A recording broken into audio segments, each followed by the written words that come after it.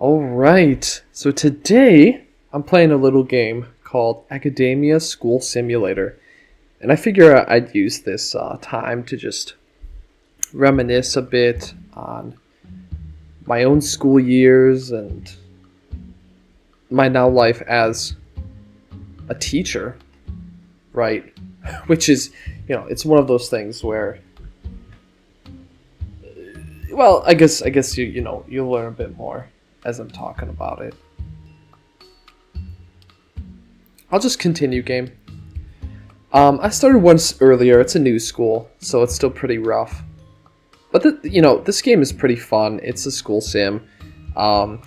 It kind of has a similar, I guess you could say, like layout and look as like something like RimWorld or something like that. And you build your own school, and you slowly make it better and fill it in with different kinds of classes, different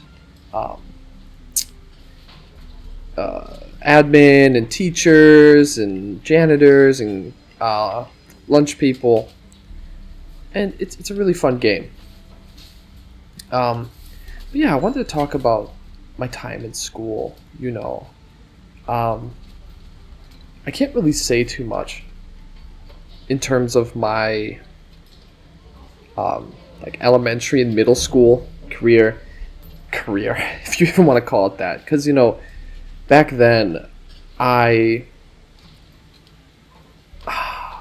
mean, I felt older, right, back then than I really was. And anytime I look back now, I just think I was a kid. That's really all I think about, that I was a kid. And any sort of like little crushes or anything like that, I kind of view from the lens of an adult now, essentially, where I just view it as kind of something quaint, something cute. It wasn't, I guess you could say, until high school that I really started feeling that more adult, I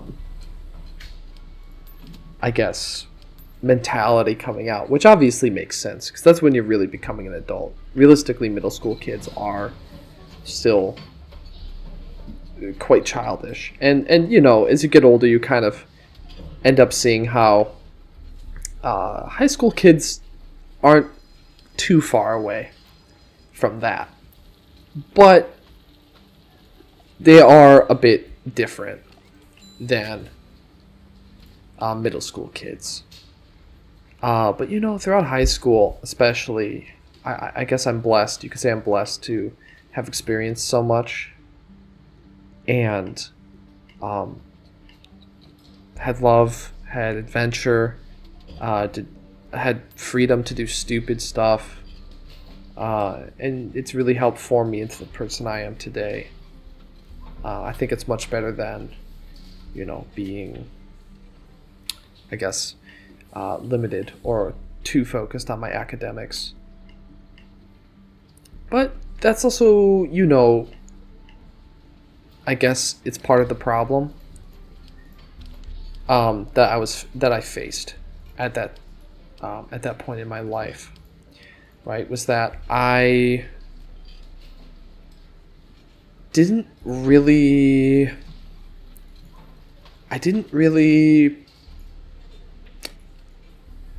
pay attention to my academics. And I didn't understand their significance. That's not to say that I didn't learn a lot on my own, but I wasn't learning a lot from school. And I've come to realize that, in the past I might have been like, well, it's because school's not catering to me and blah, blah, blah. And yeah, that's kind of true. Like, I have a hard time fitting in with certain modes of organization. I don't think the way a school is socially organized is very good for me personally. With the way we have classes and then move on to the cafeteria and then this kind of segmentation doesn't really work the way my brain works. And I think this is probably the case for a lot of people. But I've come to realize that it's not really my school's fault. uh, it's not really anyone else's. It's not really anyone's fault, but like society at large. Um, we just don't we just don't do it a different way, right? And we very often get stuck in thinking, well, this is the way it's done, this is the way it has to be, this is just the way it is, right? When school, or anything for that matter, doesn't have to be the way it is now. It's not like the default state. It is our current state, but it's not like the state, right? And like, it's not the end all state, right? You know, throughout history, has school always been this way? Yeah, right. I'd say probably not. So, anyway, so I was kind of the kid where I don't really know where you'd place me. Maybe in like a cross between nerd slash burnout slash druggy kid. I got into that kind of stuff. I like to party. But I was also pretty secluded until my senior year, where I started talking to people more, and people that, for whatever reason, likely social anxiety, something like that, I had avoided talking to in the first place. Only to learn that they're all people, right? And a lot of my social anxiety was misplaced, but, you know, it is what it is. But that was the kind of kid I was. And in class, I was the one always in the back, trying to do as little as possible. I think that's the best way to put it. I really just didn't want to be noticed. I just wanted to be left alone so I could, you know, more or less just be in my own world. And that world just consisted of thinking of things that interested me, or engaging in hobbies, or maybe daydreaming about some girl, something like that. And I deliberately tried to come off as a little abrasive to teachers. Not ever mean, and never like malicious. I didn't want to cause them any grief, but I didn't really want to participate. And I had plenty of teachers that, I don't want to say they gave up on me, but like they more or less just complied. They were like, okay, you know, this kid doesn't really want to do much, we're not going to bother him. And got along pretty well. Now, of course, this is only the case when I'm in classes where I don't have friends. If I have friends, I was probably one of the more rowdy kids. But yeah, basically what I'm trying to say is, I was kind of a prick. Generally speaking, I don't really think that I would have been anyone's favorite student. Because I was also the kid where it's like, the teacher could tell I wasn't an idiot, and that if I was the classic, oh, if only you applied yourself more, But I never applied myself. Because I wasn't interested in the content. That's part of it. The other part, if I'll be honest with myself, is that I was deeply insecure about some things. You know, it wasn't just that, I feel like cooler. You know, I feel like I don't need to do that, I'm too cool. Partially. But another part is that if I try, it's almost like a show of weakness. And actually, cancel this. Like, if I try, it's almost like a show of weakness. And then I'm kind of like, like a blowhard, like a nerd. And that was something I wanted to avoid, as much as I could be like, oh, I don't care. Every teenager cares. Even the ones that act like they don't care. Especially the ones that act like they don't care. Oh my god, half of my school is sick. And I was no exception. Oh my god, half the kids are sick. We need to get a doctor ASAP. Where's the doctor?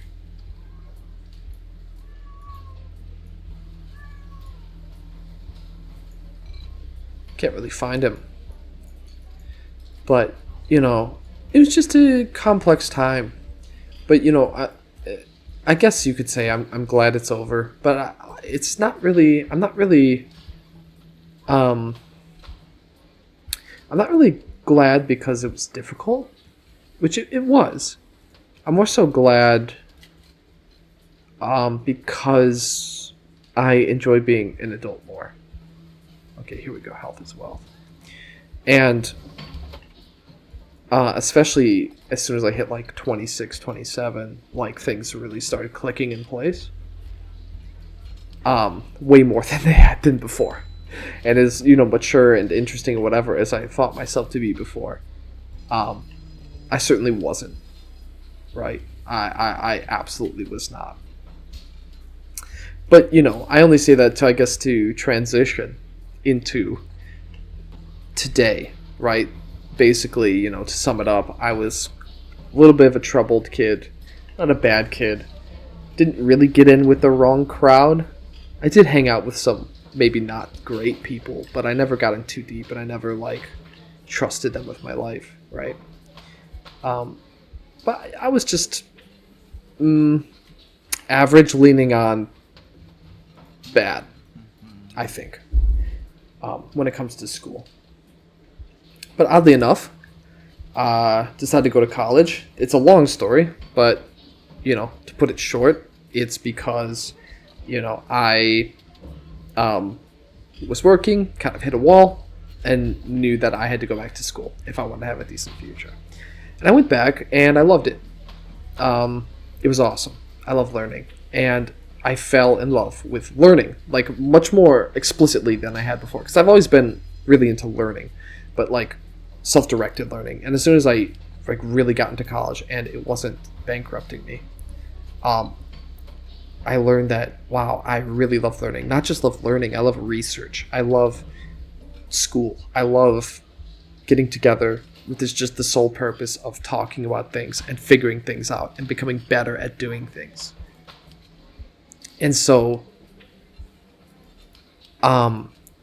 with that, oh, this cafeteria is really crappy, huh?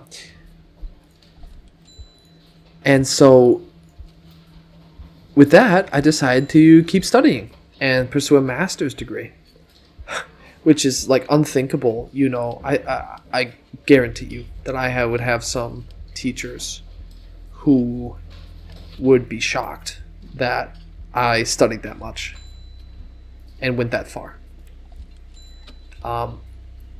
And perhaps even more shocking, I'm now a teacher, which, frankly speaking, I didn't even really see for myself.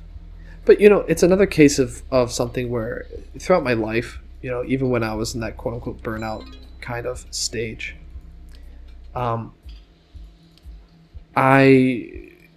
was still told by friends that I could be a good teacher. And I still had a passing interest in being a teacher. I still loved learning. I had a kind of... and I also had kind of like a spiritual side where I really wanted to see and, you know, and experience in depth the world. And so it was a really big deal to me. And then I realized, hey, education is kind of cool. And I think I would both like being a teacher, and I think I'd be good at being a teacher. But that means that I'd have to really, really learn it. And I'd have to just be much... I'd have to change my views on school, on education in general. And, you know, even though I just said, oh, you know,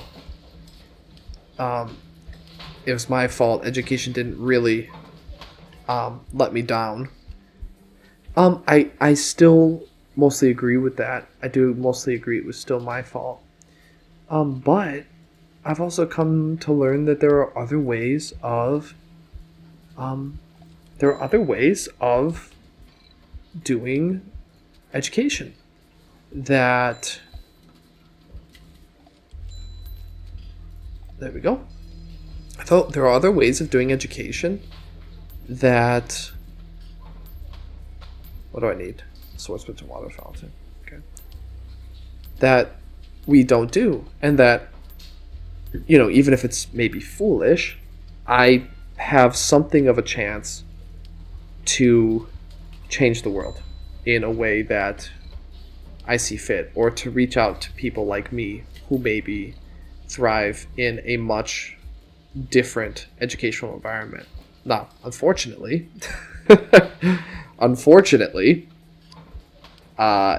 finding opportunities to do that is not easy. It's not easy because most places you go, if it's public, they're beholden to all sorts of standards, and they have a history of being a certain way, and people just naturally resist change. And then alongside that, you have things like private schools, which are operating for profit, which means that there's typically a lot more, I guess, interest, a lot more care given towards parents than students, and that the methods aren't necessarily always better. They often can be, but they're not necessarily that way. But really, at least in my experience, which is not a ton, but it's I think a fair amount. The reason it's better is usually because there are fewer standards to be held to, and therefore there's a little more leniency in what you can teach, on top of, well, frankly speaking, most of the kids coming from a more affluent background, and therefore having more resources at home to have a better life, right? And which is incredibly influential on education, more than the school or the teacher or anything like that, is home life and parents. Always. I'll put a few chairs in here.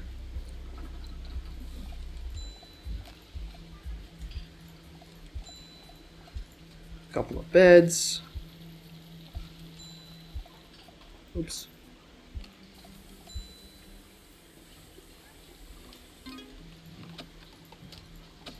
And but it's a bit odd. It's a bit different being a teacher as opposed to being a student. And I can see some students, well, I don't teach high school. I teach kindergarten. And so it's quite a different beast. But I still see kids who I'm fairly certain would... Do I need two? Oh, that sucks. Who maybe would feel like they're not getting as much out of it, right? I mean, you can see some trends in child behavior before. Oh. Anyway, you can see some trends in child behavior before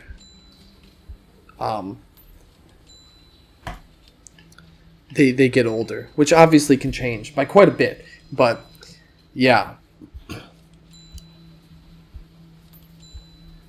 it's just quite different. But what's really interesting is the teacher-student relationship, right?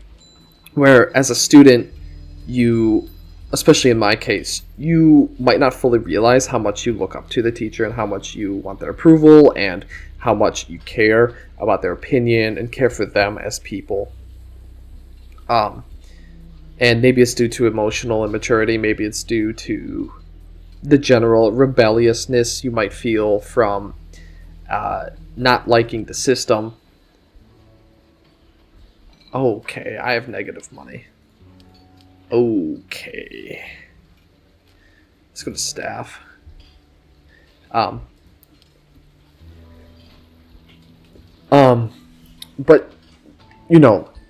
And it's really remarkable, actually, how much students really, really do care about their teachers' opinions. And being in the teacher role, you have this huge responsibility and, frankly, a massive, massive, massive degree of exhaustion that comes along with it. And that's something that I think a lot of students, maybe, at least myself, didn't really think of. Didn't really think of it at all. The exhaustion of teachers. And, even some students, they kind of use it to their advantage and be like, oh, the teacher's kind of, really tired today or just messing around. So, I'm just going to screw around and do this and do that. And as the teacher, kids like this, you don't even really think they're like bad kids necessarily.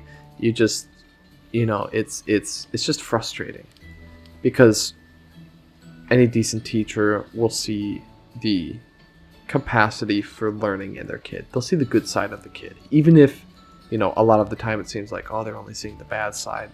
Most teachers and decent teachers will see the good in pretty much all of their kids, right? With maybe very, very few exceptions. Okay.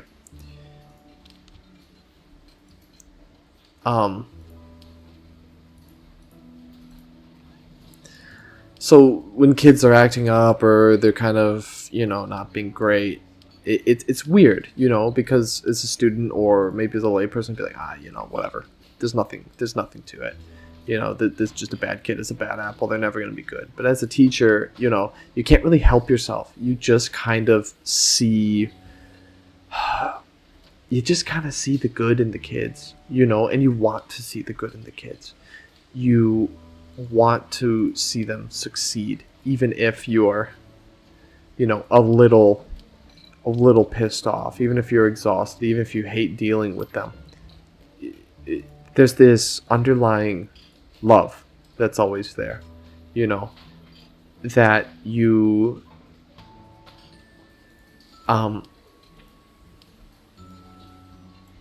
that I guess the best way to explain it is that it's just hope. It's just an ever persistent hope for the future, for the benefit of your kids, for them to develop strong and healthy brains and bodies, and good social skills and kindness and all of these things. And so very often we get so, especially in public schools, you get so bogged down in the details of, well, are they learning this? Are they doing this? Are they meeting these test scores? That we often overlook these things that are likely more important, right? Like creating full, healthy individuals, as opposed to, people that fit our mode of living. But that's really the thing, though, is that schools are often a reflection of society as a whole, and they function to both strengthen the status quo, but also attempt to, I guess you should say, they give students the options to dig up their own means of fighting the status quo as well. So, but regardless, if we view education as a function of like the state or a government or whatever you want, then yeah, essentially it is just to keep the state functioning as it currently is. You want to instill certain values, you want to instill certain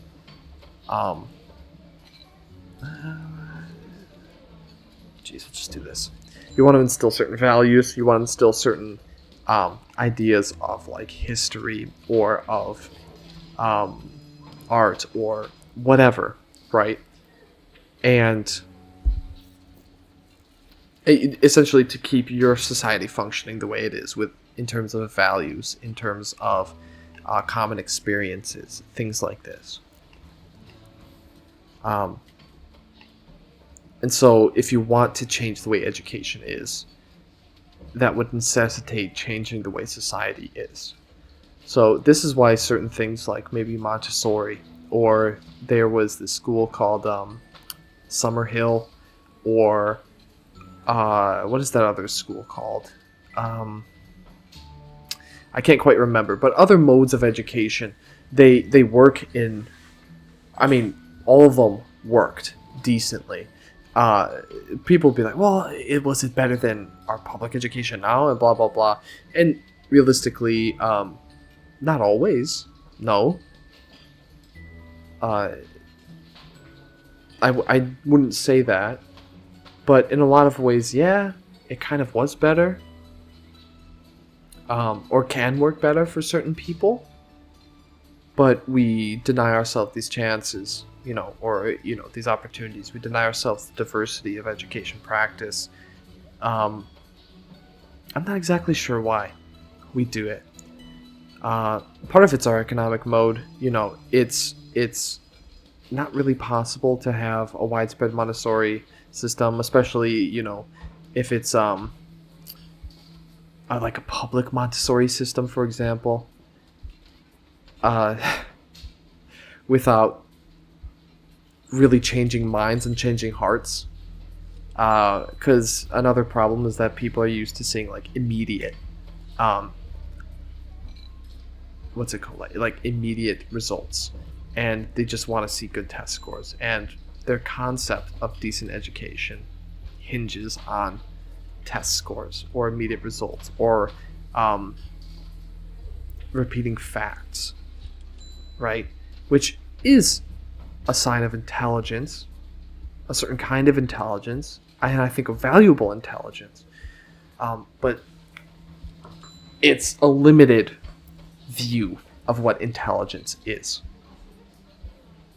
And that's another huge problem. I mean, that's the thing. That's the problem. It's just problems. It's just problems on problems on problems when it comes to education, where it's so all-encompassing. It's not just, part of it is like social discipline, right? Some of it is personal discipline. Some of it's ethic acquisition. Some of it's knowledge acquisition. Some of it is social acquisition. It's a huge, huge, huge job that isn't really well understood even by experts in each of these respective fields, and certainly not by the average person who, for better or worse, a decent parent will be like, I'm going to take you and have good educational experiences. I'm going to make sure that you're really, really getting what you need, etc.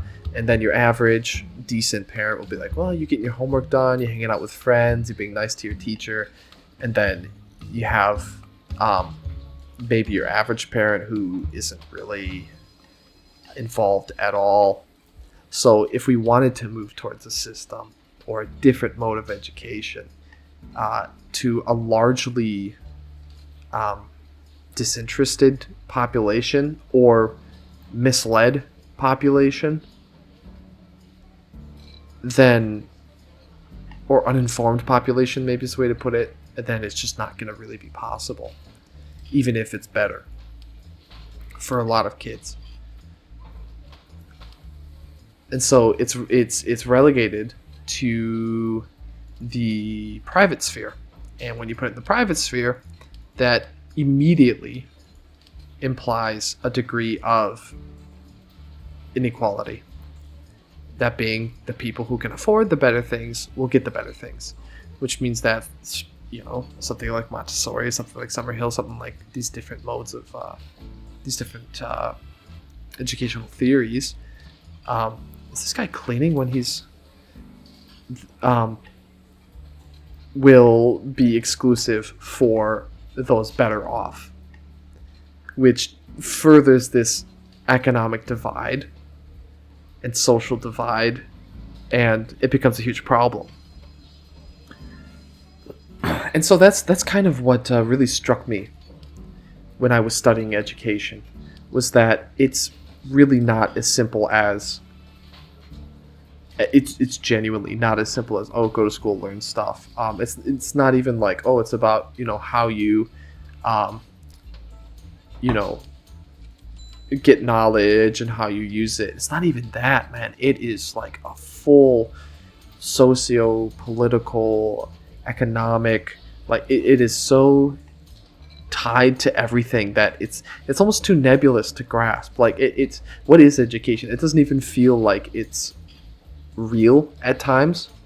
I don't know. You could call that me just coping with my quote unquote useless degree, but it really incorporates psychology, sociology, in terms of this, right? Look at this cash flow, finance / economics, right? When it comes to these socioeconomic background of students, even things like nutrition and how that will affect the brain development.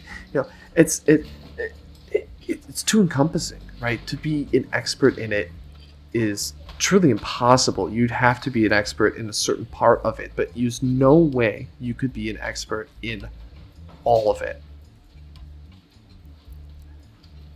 because it's far too much. And especially with the way that we study things, like if you really really want to get in really deep and understand something really well, right, as they do in doctorate programs, you choose one hyper specific thing and you can learn every single thing there is about it.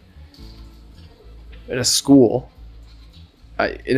alone, right, there's, for example, do they use the vending machines or do they defer to this?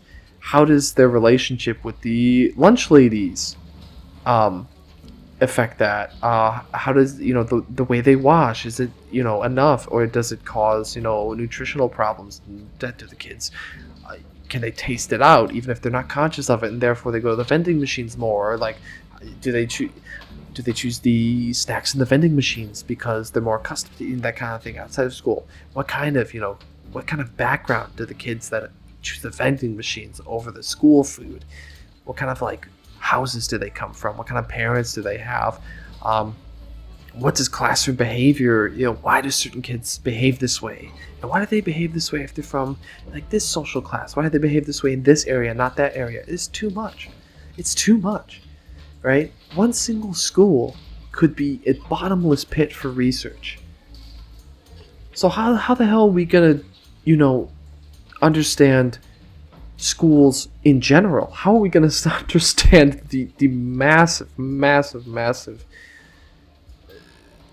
area that is education? It's just not going to happen. It's far too difficult. That's not to say we shouldn't try, right? That's not to say everything we know is wrong. I'm not trying to Jordan Peterson this. Oh, it's all too difficult. We can't know anything. I think we should still try, at least. No? At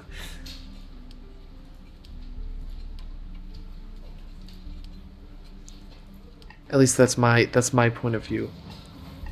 So it's let's start a route. We'll do a route. Maybe that starts here. It's here.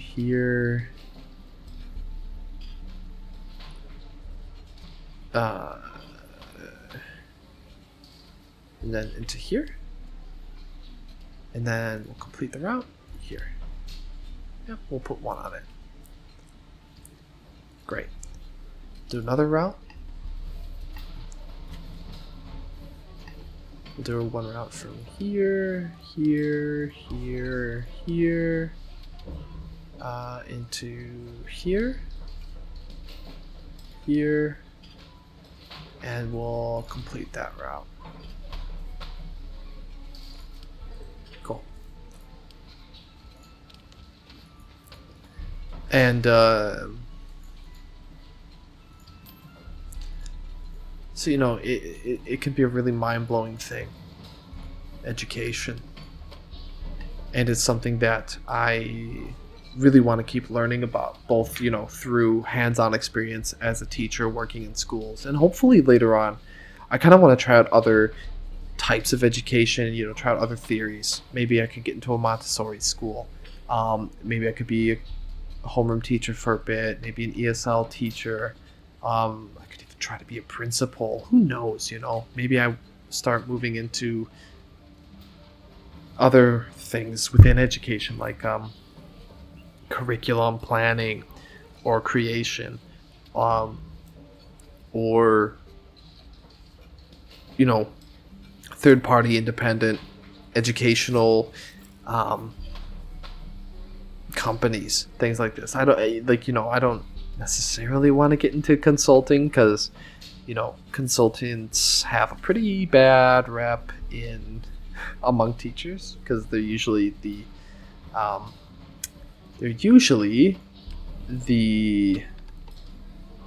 subject of many teachers' ire, as they are the people who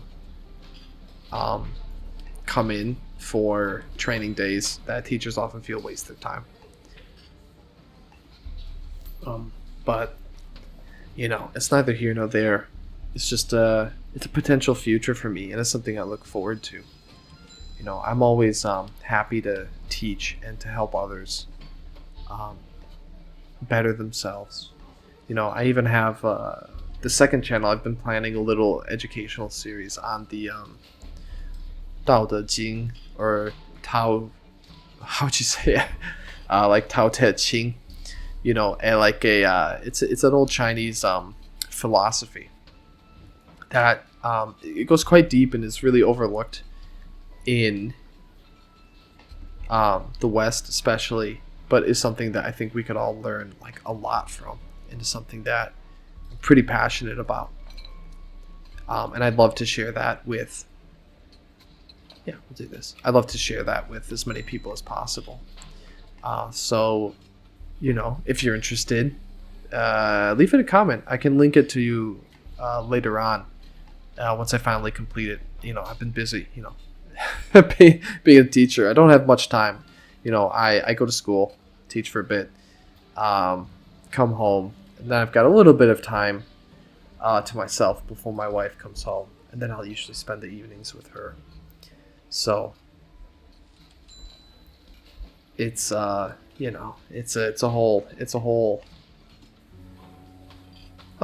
thing, and that one takes some legitimate planning, and I'm gonna have to do a lot of I've already written a nice script, and I'm gonna have to find a lot of images and learn more about editing.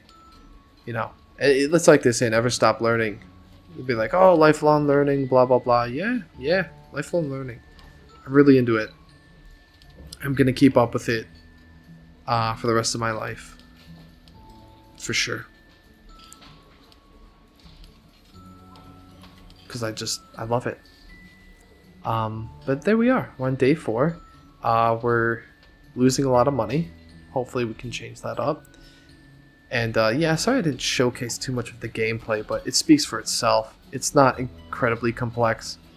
It can almost be a little slow at times, but it's still fun. You can see little romances bloom. You take care of big sickness, trends, take care of this kind of stuff, and eventually you can make a huge autonomous school. If you make these, like these janitors, they have these routes here. If you get enough and you have them go to all the places where the kids are really messy, then you can make a fantastic hands-off school, which is everyone's dream, right? Everyone will benefit. So I think I'll call it there. Oh, see right here, these two are expressing love to each other.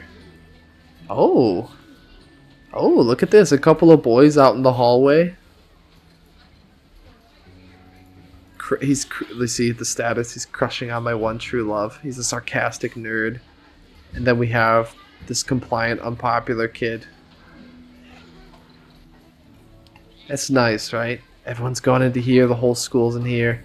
Just these two alone in the hallway, confessing their love for each other.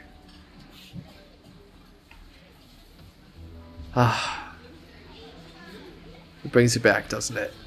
It brings you back. Man, what a time that was. What a wild time. You'll never have anything like that again. Not quite like it.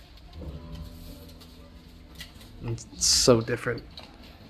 Being in the position of the teachers. It's so different. But yeah, I think I'll have to leave it there for today. This game's pretty fun. It's on Steam, real cheap. I'd say you could at least get a good 30-40 hours. If you really like it, you can play more, but I think your average person, you could probably get a good 30-40 before maybe you get bored of it or something. Because once you have a full school that covers the whole place, it takes a while, but once you do, like I said, it becomes autonomous, and there isn't much beyond that. And even if you start a new school, the most you change is like the design, the layout, maybe the difficulty. I don't know, maybe you want to mess around and put the toilets all the way on this side and put the classrooms here. But you know, it's I still like it. It gets me into the school mood. So yeah, so thanks for watching, and if you liked it, leave a like, comment, subscribe. I'll take any of it. And so yeah, I'll see you next time. You guys, everyone have a good day, good night, wherever you are.